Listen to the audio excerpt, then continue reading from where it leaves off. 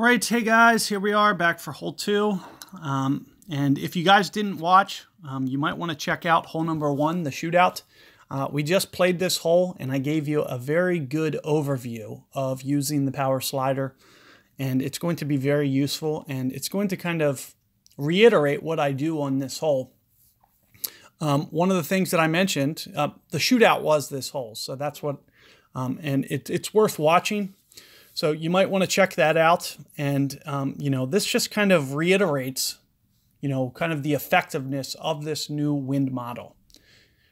Because what you'll see that I get is I get a big tailwind on that hole and I use plus 5%. Now we have a headwind here, and I'm still going to be using the same, whether it's side wind, I'm pretty much just going to be able to use this plus 5% all the time. And why am I using plus 5%? Primarily because it's going over the water.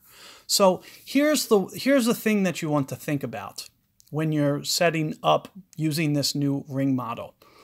You can see that there's almost no elevation change on this hole. The fairway's very flat, the green's very flat, everything's very flat. However, we're shooting over a little bit of water. So any elevation that could come from this hole is going to be as a result from carrying over lower ground. And how much you carry over that ground can affect the elevation. So as I mentioned, somewhere around the plus 5% number is going to more or less pretty much cover you. So let's take a look here. I'm going to input the 8.1. We're going to get the nice angle in here, 10.6 rings. If you guys remember from last time, we pulled almost to max. So I'm going to kind of keep true to that adjustment. You can see that here's max, and we're going to be very, very close to that max ring number. So in this case, I might even touch max. That's how much it's going to need to be. Now, if you guys watched my shot last time, you could see that it kind of naturally hops that direction on its own. So I won't have to do much curl here. But keep in mind, I'm going to do a little bit fraction of a ring extra here. And let's see, here comes perfect ball. And there you can see it's coming in towards the pin, and I just might need just a little bit more backspin.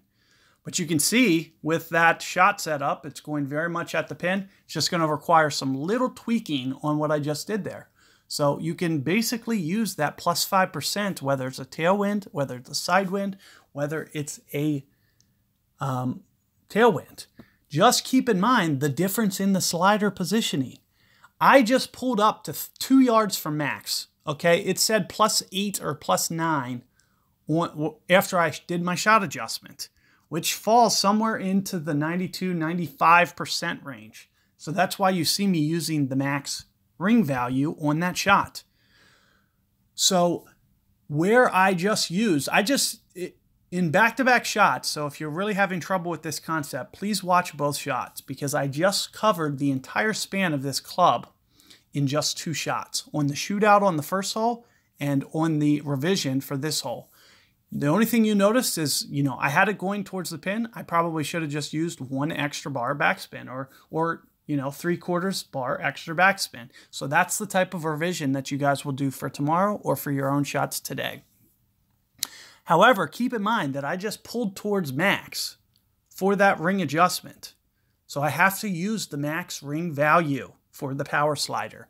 This is always going to be the case. And if you're having difficulty with this concept, go back to hole 1, watch my shootout, and I also go through this same spiel about how I'm pulling down towards min in the tailwind, so I need to use the min tailwind number.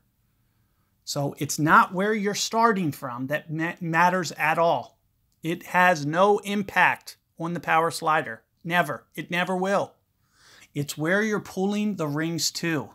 So in the tailwind, you're going to see me pull down towards min, so I use the min. In the headwind, I'm going to pull up towards max, so I'm going to use the more max value here. In this case, I used 92%. It's probably somewhere even closer to 95%. So it's probably somewhere up here, because as I mentioned, I was only 2 yards away from it. So if I'm 2 yards away from max,